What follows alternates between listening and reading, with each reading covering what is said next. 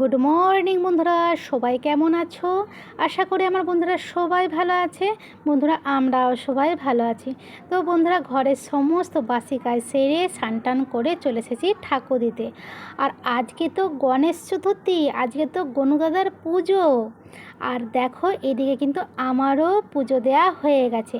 আমাদের দোকানে কিন্তু গনুদাদা রয়েছে, তোমাদের দাদাকে বলেছি দোকান যাওয়ার সময় ফুল তো নিয়ে যাবে, তার সাথে কিন্তু গনুদাদার জন্য লাড্ডু নিয়ে যাবে। বললো আচ্ছা ঠিক আছে, তোমাকে বলতে হবে না, আমার মনে আছে। এদিকে তোমাদের ভাইপো আজকে দোকানে যায়নি, বলল যাব না, ওর কিছু কোশ্চেন রয়েছে সেগুলো ওর লিখবে। তো যাই হোক ঠাকুর ফাকুর দিয়ে চলে এসেছি রান্নাঘরের পাশে, ভাত বসে দিয়েছি। আর তোমাদের ভাইপো বলল মা একটু ইউপি বানিয়ে দিবে, ইউপি খাবো। ও প্রথমে বলছিল কিছু খাবো না, সকালে জল বিস্কুট খেয়েছে, আর বলছিল কিছু খাবো না, ভাত খেয়ে নেবো। তারপর আবার বলছে যে ইউপি খাবো। আমার যে ঠিক আছে। আর এপাশে যা রান্না হবে আমি সমস্ত যোগাযন্ত্র করে নিয়েছি। আজকে কিন্তু আমাদের নিরামিষই, শনিবার।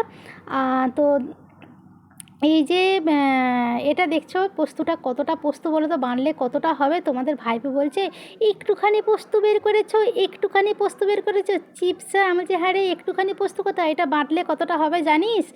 আর পোস্তর কত দাম বলতো? 1900 টাকা করে পোস্ত রে। এই পোস্তটার দামই হয়তো 100 টাকা হয়ে যাবে, জানিস তো। তো যাই হোক ও আর কিছু বলে না, বলছে চিপসা চিপসা। আমি আচ্ছা ঠিক আছে, বাটলে দেখাবো তোকে কতটা হয়। আর তারপর তরকারিটা যদি খারাপ লাগে তারপর তুই বলিস। তো যাই হোক দেখো ইউপিটা বানানো হয়ে গেছে। আর যে মুগ ডালটা আমি ধুয়ে কুকারে বসিয়ে দিয়েছি। আর তোমাদের ভাইপো কী বলো তো, বলবে মা তোমার হাতে ইউপিটা খেতে খুব ভালো লাগে। কেন জানি না, ও মানে ও, তবে কেন মিথ্যাটা বলবো, ওর একটা ব্যাপার কী বলতো, আমি যাই বানিয়ে দেবো কেন তাই ওর বেশ সুন্দর লাগে। বলে আমার যেন মা তোমার মতন হয় না, বলছে আমার হাতে জাদু আছে, বুঝেছিস। তো যাই হোক ওকে ইউপি দিয়ে দিয়েছি। ইউপি দিয়ে আমাকে বলছিল যে মা তুমি এর থেকে 2 চামচ খেয়ে নাও। আমি যে না রে বাবা খাবো না, আর পেটের অবস্থাটা ভালো নেই। আমি 2টো শুকনো মুড়ি নিয়ে বসেছি, তবে জল ভিজিয়ে আজকে খাবো না, শুকনোই বসে বসে খাবো। তো যাই হোক এবারে কি বলো তো, সমস্ত রান্নাবান্নায় কিন্তু আমার হয়ে গেছে। দেখো মুড়ি টুড়ি খেয়ে দিয়ে রান্নাঘরে চলেছিল, সমস্ত রান্না হয়ে গেছে। দেখো আলু পোস্ত করেছি। আলু পোস্তটা দেখতে পাচ্ছ কতটা পোস্ত ঘন ঘন হয়েছে না গো? তোমাদের ভাইপোকে দেখালাম যে দেখ, খুব তো বলছিলি চিপসা চিপসা একটুখানি পোস্ত। তো যাই হোক কাঁচা লঙ্কা সরষার তেল দিয়ে করেছিলাম পোস্তটা, আর পুরো পুরো করে মুগের ডাল। তবে বন্ধুরা মুগের ডাল একটু পুরোপুরি ভালো লাগে, তাই না গো? মুসুর ডালটা পাতলা ঠিক আছে, মুগ ডালটা একটু পুরো হলে ভালো না হয় না? আর এই যে পাঁপড় পাগল, তোমাদের ভাইপো পাঁপড় ভেজেছি একটু, আর করেছি ভাত।